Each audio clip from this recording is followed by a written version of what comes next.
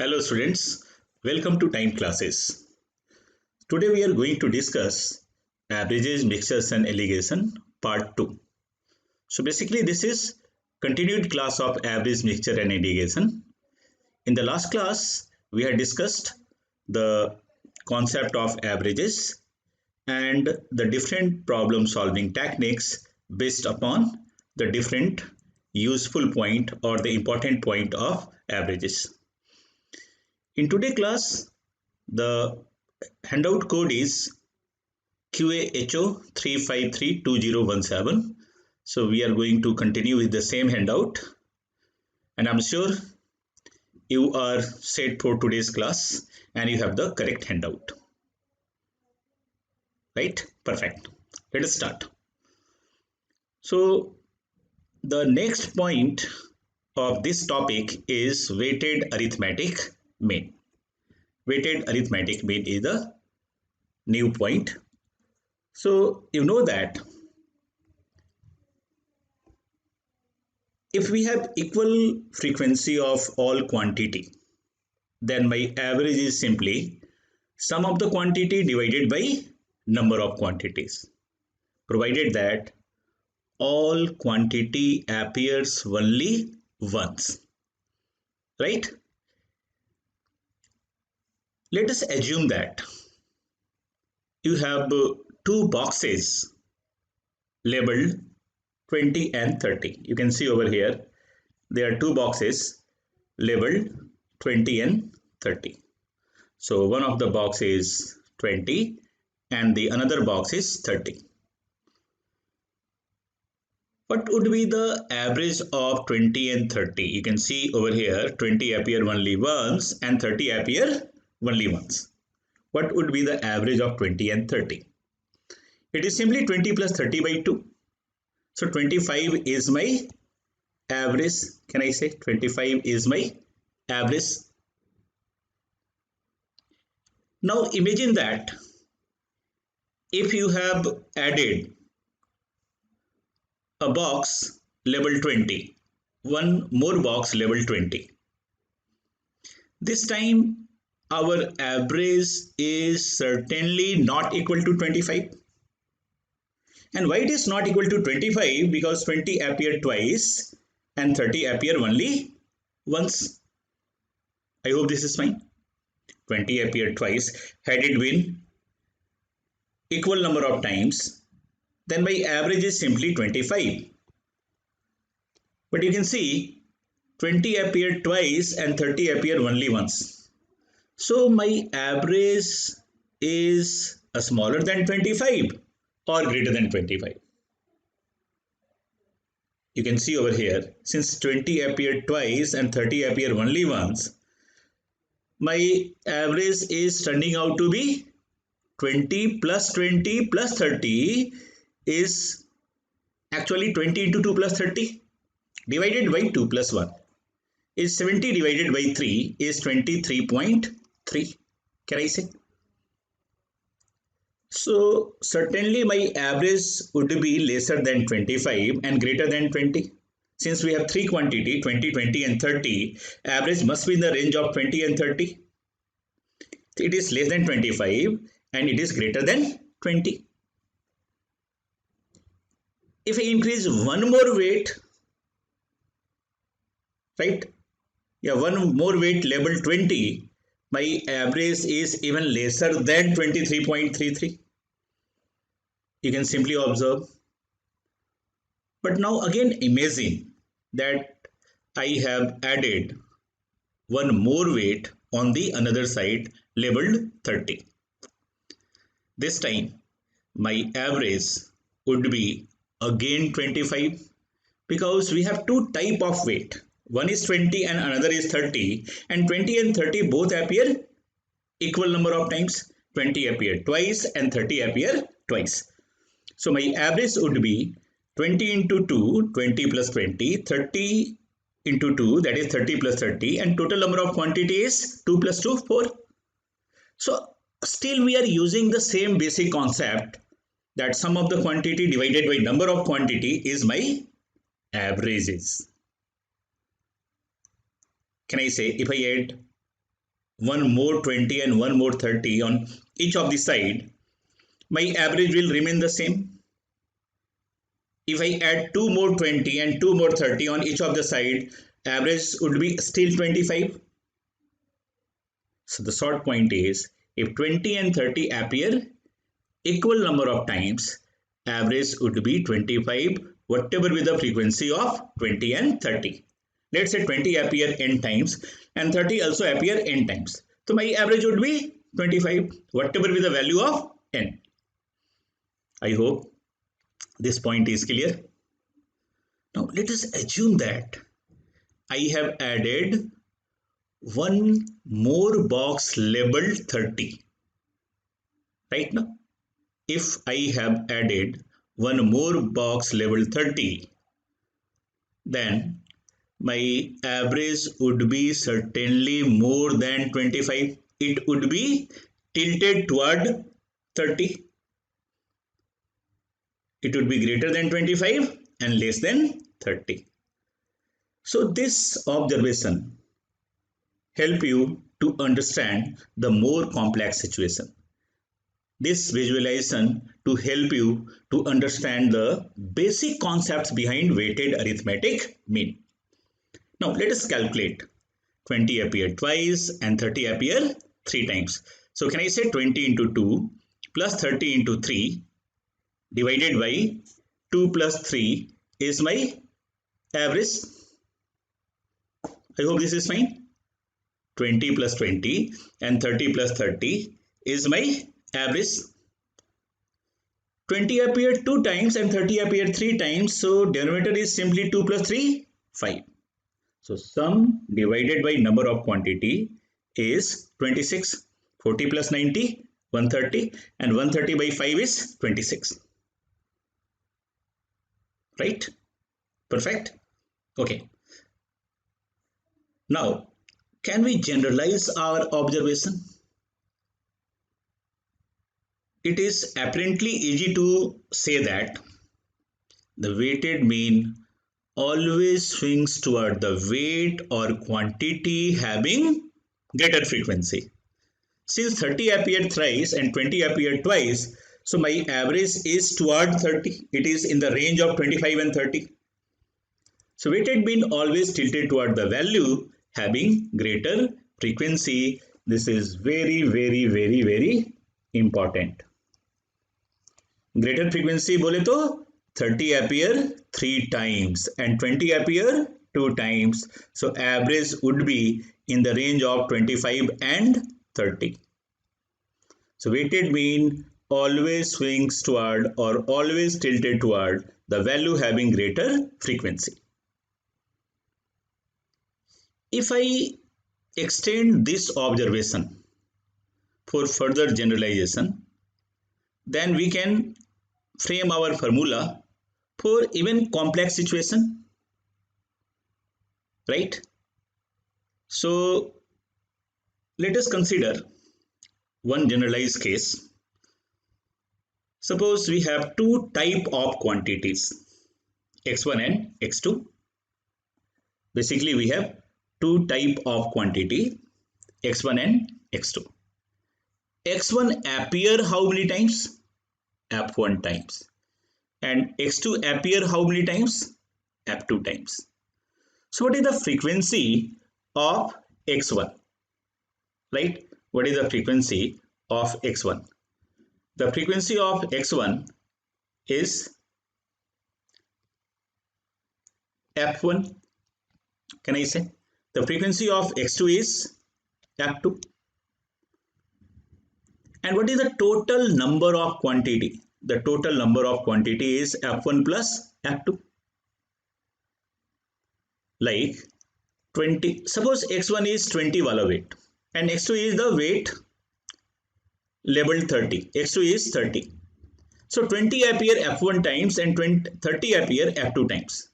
So what is your weighted arithmetic mean? Can I say 20 into f1 plus 30 into f2 by the sum of the frequency, that is f1 plus f2? So we have placed the variable x1 and x2 right now instead of x1 and x2.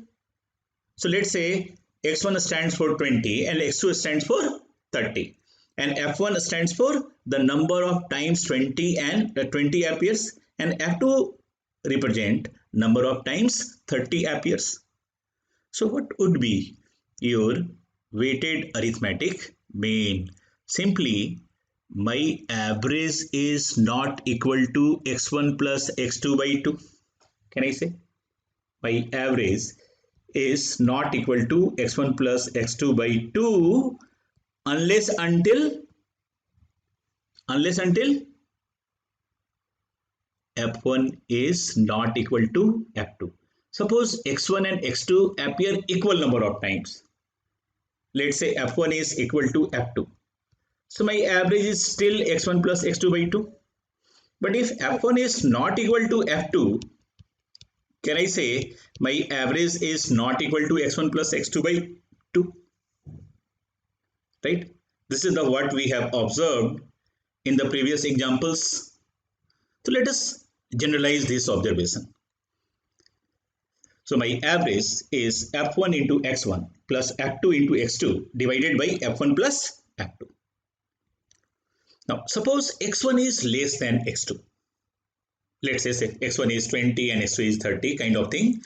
So my average is always in the range of maxima and minima. We already have discussed in the previous lecture. So the range of x average is x1 and x2. Right? Now, as we know that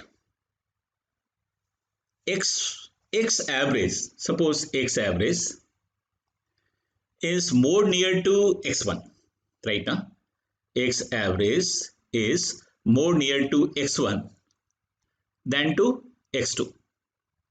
What does it mean? We already have observed that weighted mean always tilted toward the value having greater frequency. Since x average is more near to x1 than to x2, can I say the frequency associated with x1 is certainly higher than the frequency associated with x2? Can I say in this situation f1 is greater than f2? But suppose x average is more near to x1 than x2, can I say f1 is less than f2? I hope this is fine. So this is the summary of what all we have observed so far. Right? This is a summary of my whole understanding. This is the short point of our understanding. Now, I'm going to take few practical examples. Let us consider that there are two sections in class 10. Name of the class is class 10, right? And there are two sections, right?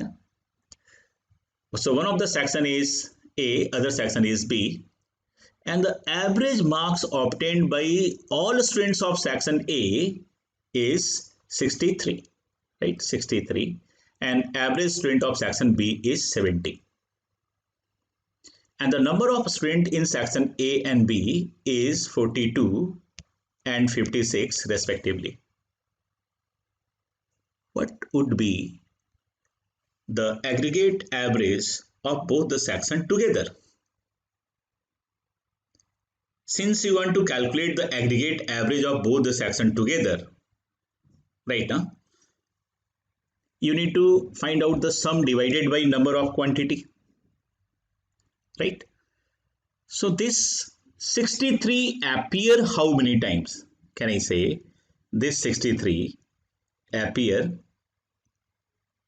42 times, right? This 63 appear 42 times, and this 70 appear how many times? 56 times. 63 and 70 are average marks. Why it is not frequency? Frequency is simply the marks appear how many times? 63 appear 42 times and 70 appear 56 times. So the sum total is 42 into 63 plus 56 into 70 divided by total number of student. What is the unit of average? Average marks per student. So in the denominator, we certainly have which quantity, which variable? The number of students, of course, the number of students. And in the numerator, we have total marks.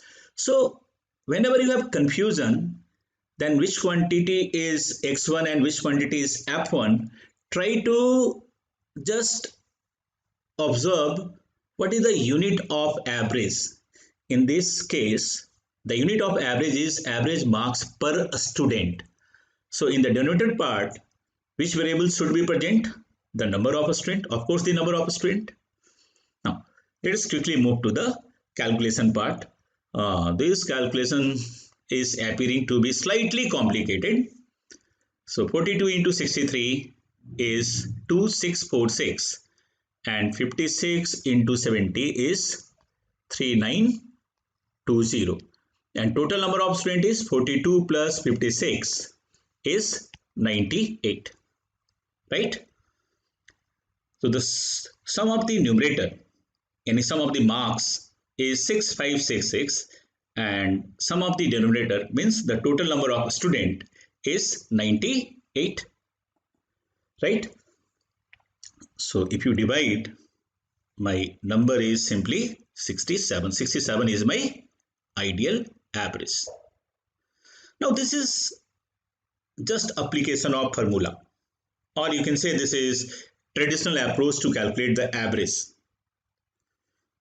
Now I'm going to discuss a technique which can help you to minimize the unnecessary calculations, right? Right. So we can answer this question in quick time, provided that we have some ratio between the frequency associated with this problem. What is the frequency? Of course, the number of students is the frequency. 63 appear 42 times, 70 appear 56 times. Can we find some ratio between the number of student in section A and B? Just try to think. What is the highest common factor of 42 and 56? Okay, all right. 14 is the highest common factor. So 14 3 ja and 14 4 ja. So my weighted mean will remain the same if I replace 42 and 56 from 3 and 4 respectively. So remember the important point, weighted mean with actual weight f1 and f2 must be equal to weighted mean with ratio of actual weight. So instead of 42 and 56, we can take 3 and 4, right? So 63 into 3, 70 into 4 divided by 3 plus 4. So in the numerator part, 189 plus 280, and the denominator part we have 3 plus 4, 7. It is 469 upon 7, and this is nothing but 67. So this calculation is far easier with respect to this calculation, and the point is the weighted mean with actual weight, right?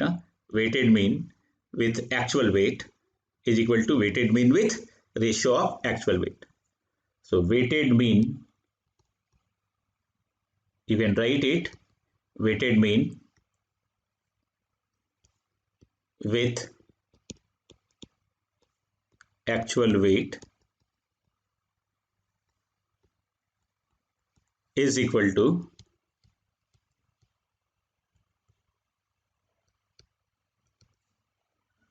weighted mean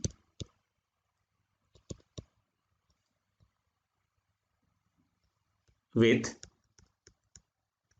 ratio of actual weight. This point is very, very important. So we can use F1 is to F2 if possible instead of F1 and F2. Right? So again, weighted mean with actual weight is equal to weighted mean with ratio of actual weight. So we can use F1 is to F2 instead of F1 and F2. I hope this is fine. All right. Now, let us move to the few questions from the handout. Yes, go through the handout and read the question number 5.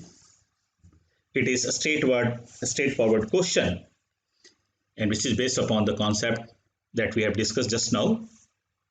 It is given the average runs scored by a batsman in 18 matches is 36.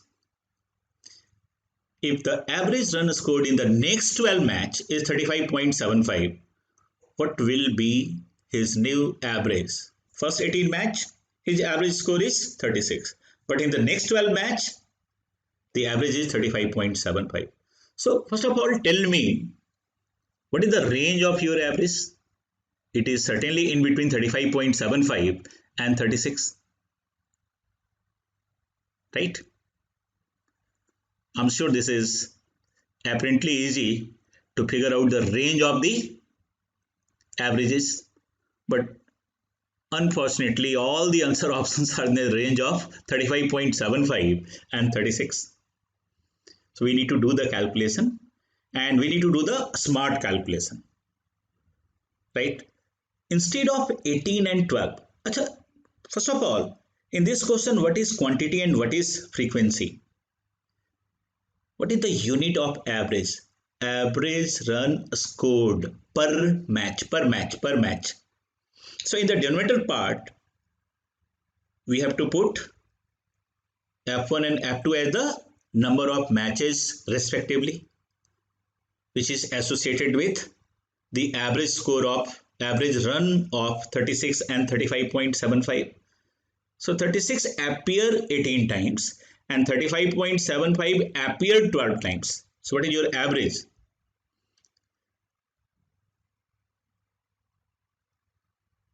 Can I use ratio of F1 and F2 instead of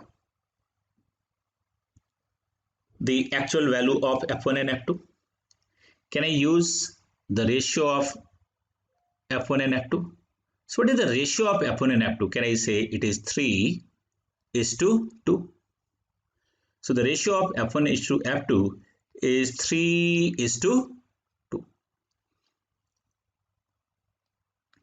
So F1 x1 3 into 36 plus 2 into 35.75 divided by 3 plus 2. So it is 10, 3 into 36, 2 into 35.75 divided by 3 plus 2. So 108, 71.5 divided by 3 plus 2 is 5. So 179.5 divided by 5 is 35.9. Can I say 35.9 is my answer? So which option is correct? 2. Right?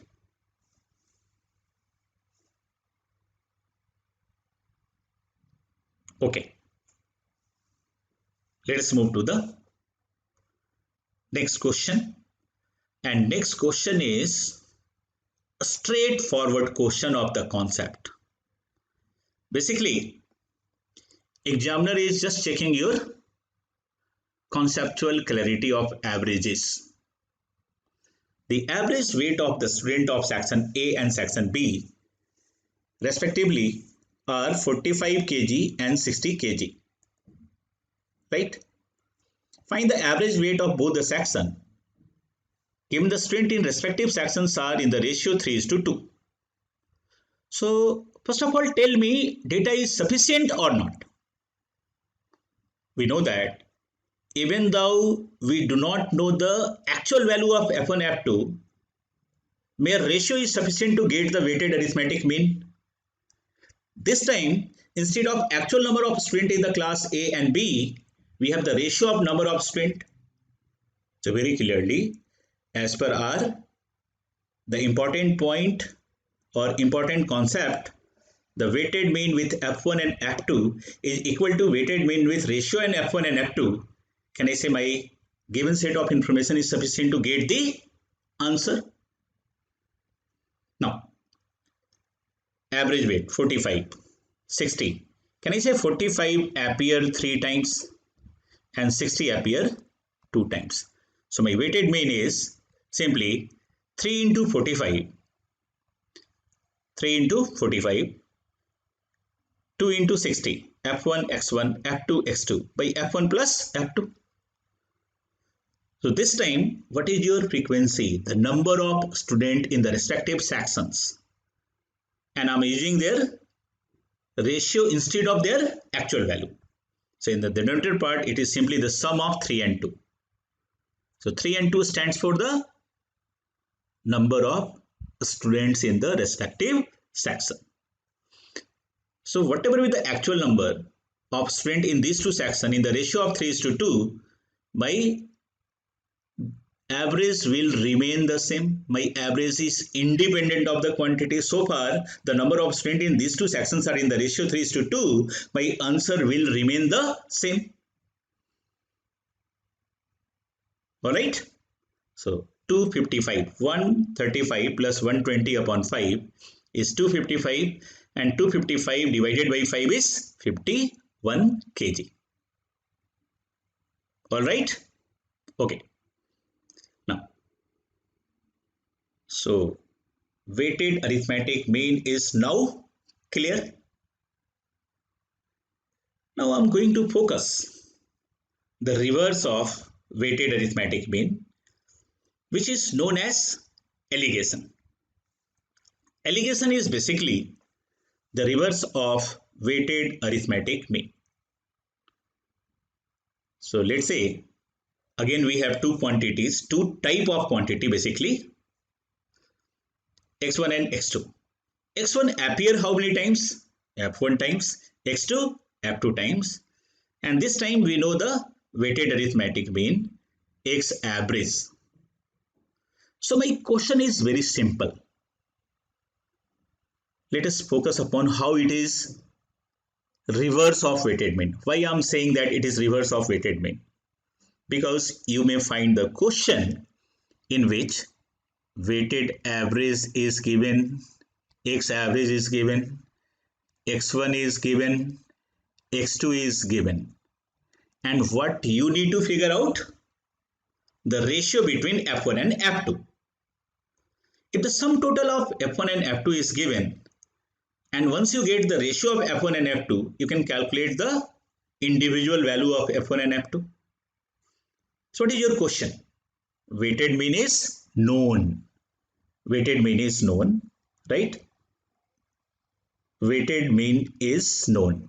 This is known. This is also known. This is also known. And what you need to figure out? The relation between F1 and F2, or the ratio between F1 and F2, or the value of F1 and F2 with some additional restrictions and constant. I hope the question is clear. So can I say in the last question we had calculated x average, but in this question, in this type of question, x average is given. The value of x average is always provided in the question. Since x average is known and we have this kind of equation, can you solve this equation? Just write down one more step, do the cross multiplication. X average into F1 plus F2 is F1 x1 plus F2 x2. Right? Simple cross multiplication. Now keep F1 and F2 in each of the side of equation. So F1 x average minus x1 and F2 x2 minus x average. Right? Just go back. x average f1 plus f2 is f1 x1 plus f2 x2. If I keep f1 and f2 on each of the side of equation, it is simply f1 x average minus x1 and f2 x2 minus x average. So what is the value of f1 upon f2? So can I say f1 upon f2 is basically x2 minus x average divided by x average minus x1. So we are rather interested in this final ratio. The ratio of f1 and f2 is x2 minus x average. x2 is known, x average is known, upon f2, which is x average minus x1, and x average and x1 both are known. So what is the meaning of alligation tool? Alligation tool is also known as sometimes butterfly approach, is a diagram which can help you to minimize all such kind of unnecessary calculation. In one go, you can calculate the ratio between f1 and f2. I hope this is fine. In one go, instead of solving so many equations, instead of writing 3-4 steps, you can find out the ratio of f1 and f2 in one go. All right. So diagram is like this. One of the quantity is x1, type 1 is x1, type 2 is x2, and this is my average. x2 and x average ka difference is here. Let's assume that x1 is less than x2, then my x average always lies between x1 and x2. So take the cross difference of this quantity and this quantity over here, x2 minus x average, and take the difference of x average, since x average is greater than x1, and x1 over here, right? So difference of this and this here, difference of this and this here. So what is the ratio of this and this? This is nothing but the ratio of f1 and f2, right? This is the ratio of f1 and f2. No? The ratio between this and this is nothing but the ratio between f1 and f2. So this is equal to f1 is to f2. Theoretically, it sounds good, right? Theoretically, it is appearing to be very convincing. But unless you do some practical example, you can't understood the concept well, right? So I'm going to discuss few simple application of this observation, right? Yes, let us move. Let's assume that we have two sections, section A and section B. Average marks of section A and B is 63 and 70 respectively, and the average marks of the whole section A and B, combining both the sections together, is 67. Can I say we can calculate the ratio of the number of students associated in section A and B? Since the total number of students is given, we can calculate the number of students in section A and B respectively, right?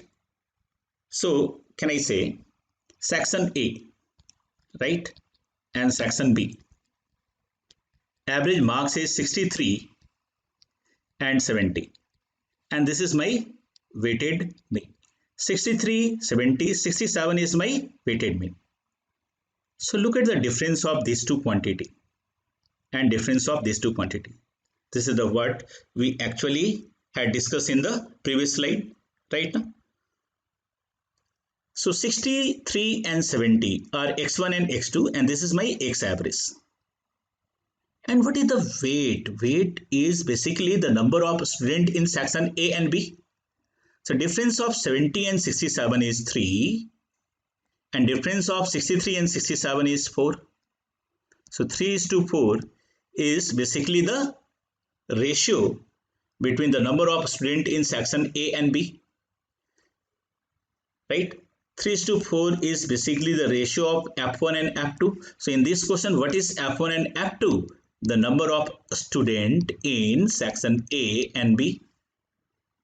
So if I divide 98 in the ratio of 3 and 4, can I say these two quantities are 3/7 into 98 and 4/7 into 98 is actually 42 and 56. Can I say this question is just reverse of previous one? Last time 42, 56 was given and 67 was unknown. This time 67 is given and the unknown is the number of student in section A and B.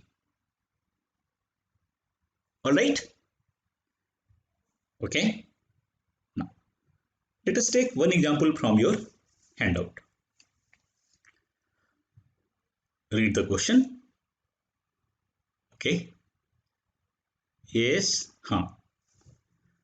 The sum of rupees 250 was divided among 100 boys and girls, such that each boy received rupees 3.0 and each girl received 2.10. Find the number of boys and girls. So what is the average amount received by each student? Can I say it is simply rupees 250 divided by 100 is actually 2.5. Yes, 2.5 is the average money received by each of the student, right? 2.5 is the average money received by each of the student. So boys average is how much? Boys average is how much? And girls average is how much? Boys average is, right now, each boy receives rupees 3.10 and each girls receives how much? Rupees 2.10 and each student receives how much? Rupees 2.50. So 2.50 is the amount received by each student. 3.10 is amount received by each boy and 2.10 is amount received by each girls. Can I say 2.50 is the weighted mean of these two quantity? Yes. So come to the allegation model. The difference between this and this is how much? 0.40 and difference between this and this is 0.60, right? So it is nothing but 2:3 and 2:3 is the ratio of what? Denominator. What is the unit of 0.25? Amount per student, right? Amount per student. So 2:3 is the ratio of boys and girls. So if I divide 100 boy in the ratio of 100 students in the ratio of 2:3, it is 40 and 60 respectively. 40 boys and 60 girls, right now? Yes, 2/5. 2:3 the ratio. So 2/5 into 100 is 40 and 3/5 into 100 is 60, right? Perfect. Yes, move to the next one. You can see how interestingly we can answer such varieties of question. The alternative approach is what?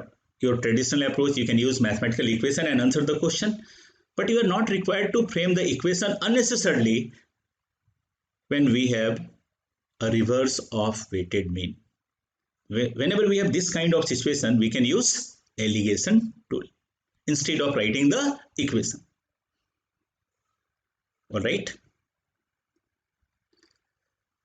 Total of 1200 chocolates are distributed among 240 students. Now this question is pretty similar to in fact the previous question. Read the question. This is additional question number 1. Additional question number 1 from your handout. So 1200 chocolates are distributed among boys and girls. What is the chocolate received by each student? Can I say average is basically 1200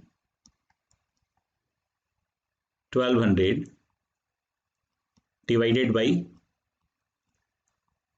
240, which is 5, right? 1200 divided by 240 is 5. So 5 is my average, and the chocolate received by boys and girls.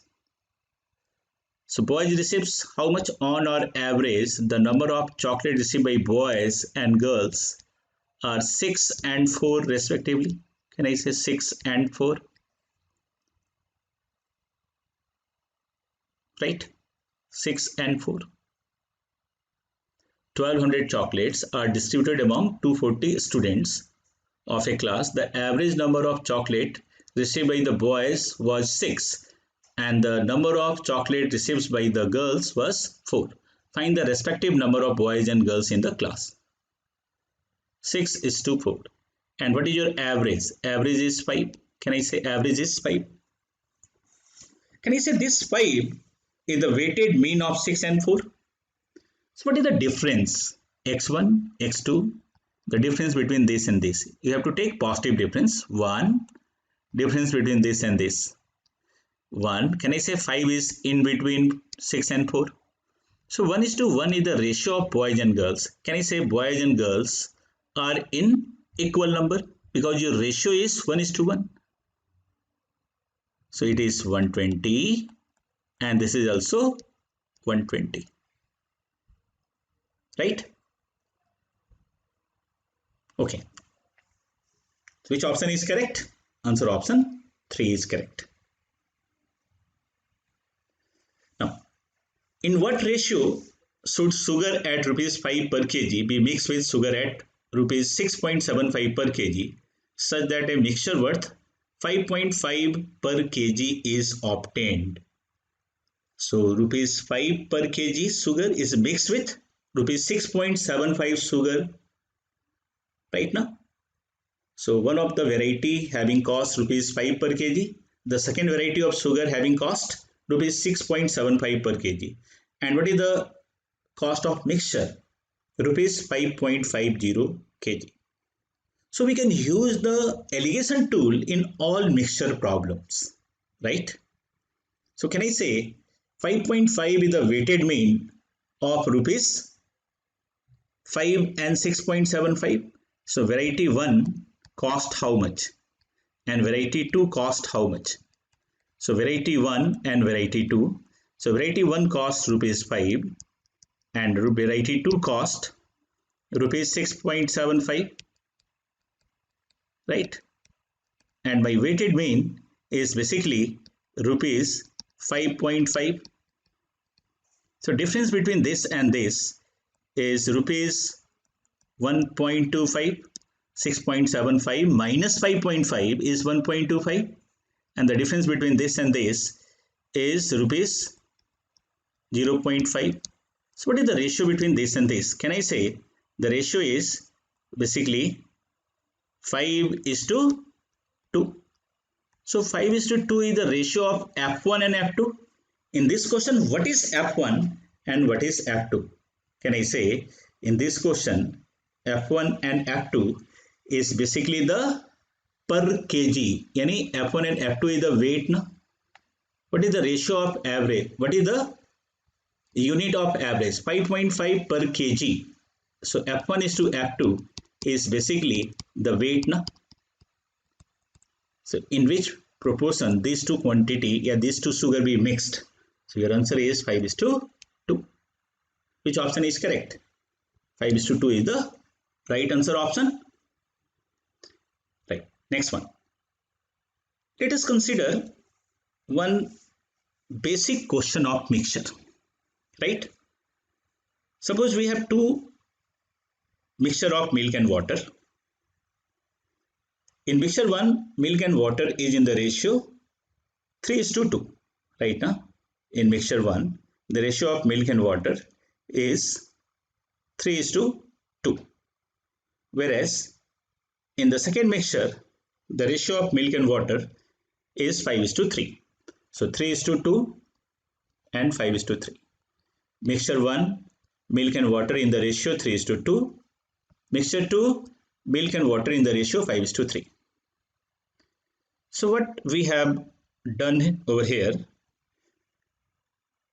the process is 300 ml of mixture is taken out and mixed with 200 ml of mixture 2. And my question is straightway very simple. What is the ratio of milk and water in the resultant mixture?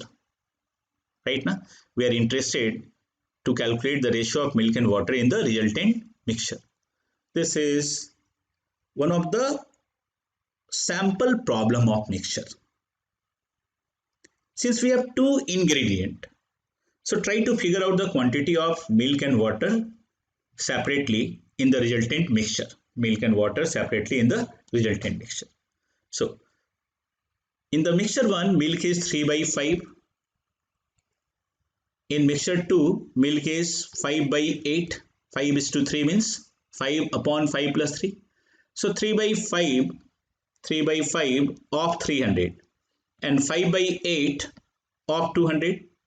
So 3/5 of 300 and 5/8 of 300. Why it is 3/5? 3:2 means 3 upon 3 plus 2. 5:3 means 5 upon 5 plus 3. So 3/5 of 300, 5/8 of 200 is turning out to be 180 plus 25 is 305. Right now? So quantity of milk is 305.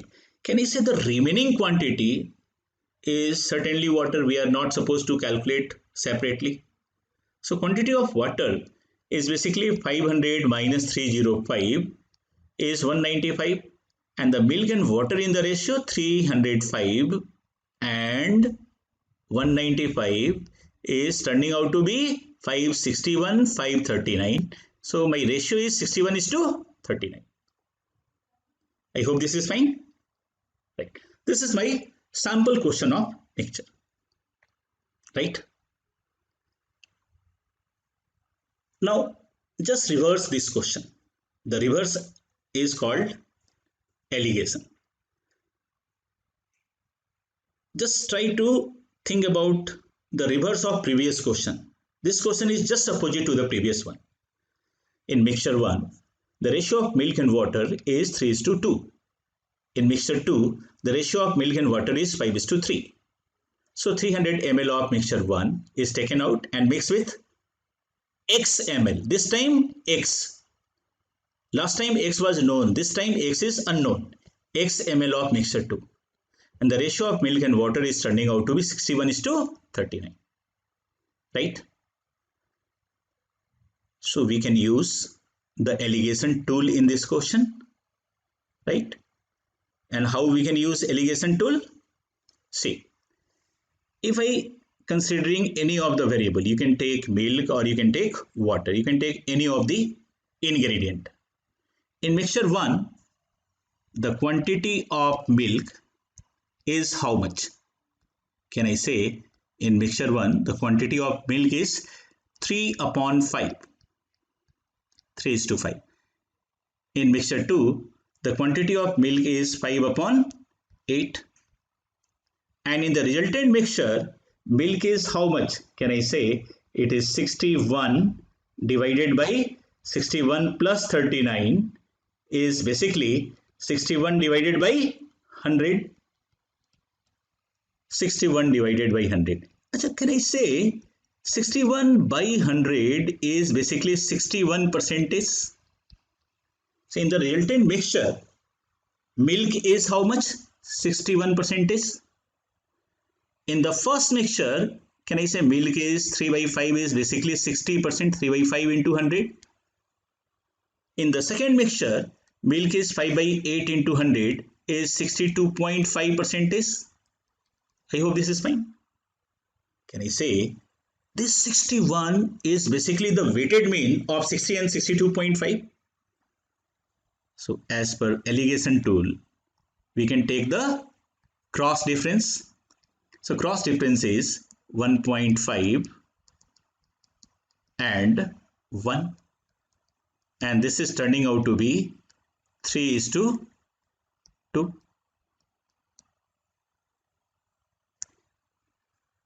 1.5 into 1, 1.5 is to 1 rather is 3:2. So can I say if 3 is 300 ml, the ratio of cross difference is basically the ratio of F1 and F2. And what is F1 and F2 in this quantity? The weight associated, the weight which is taken out from mixture 1 and mixture 2. So if 3 is 300 ml, can I say 2 is simply 200 ml? Yes or no? Interesting.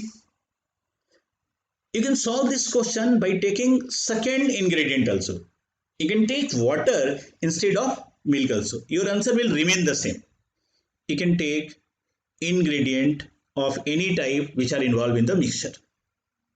Right? This time we have milk and water. We can take either milk or water. So what is the value of X? X is 200 ml. Perfect? Okay. Right.